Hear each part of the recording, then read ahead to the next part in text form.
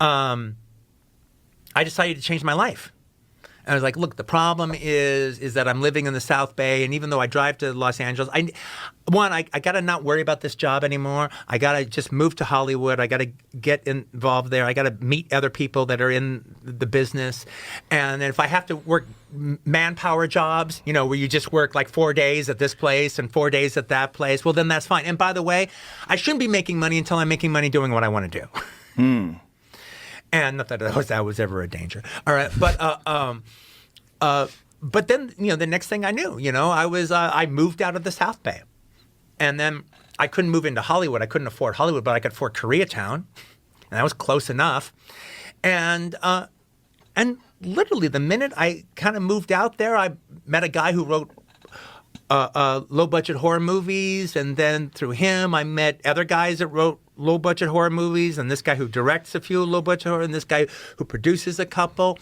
And but yeah, you meet one person, and that introduces you to 3 other people. Now, all of a sudden, I actually knew people who were actually making movies.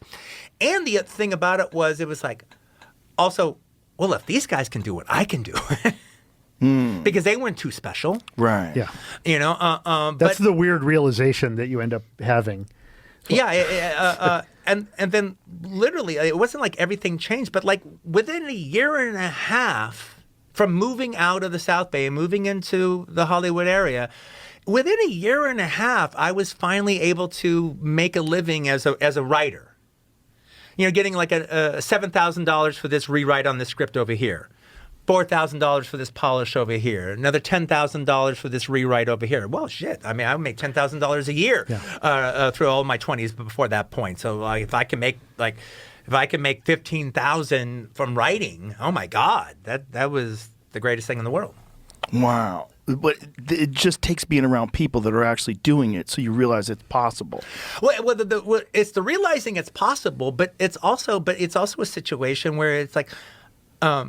As opposed to talking to your buddies about comedy in Minnesota, your buddies who like comedy. No, you're at the Comedy Store and you're dealing with comedians every fucking night. Yes. And you're in the place where the shit happens, and you're hearing how the laughs work. But also, like, what's going on. Oh, Caroline's Comedy Hour is doing the tryouts for this. Yeah. And, Chuckles is doing this thing or that thing. Oh, and there's this sitcom going on. There's the funny neighbor guy. Yeah. At any moment. You're plugged in. Yeah, at any moment there's a circle of people rising in any industry. Yes. And it's just a matter of finding those people, and those people will all gravitate towards the same things. Yeah. Yeah, and they have the thing where it's sort of like, hey, Benny, we have a spot for you that could be really, I can't do it, but my friend Joe could do it. How about giving Joe a chance? Yeah. Okay, will you back Joe up? Yeah, I'll back Joe up. Okay, yeah, well, let's call your friend Joe. Can he be down here at 9? Yeah, he can be down here at 9.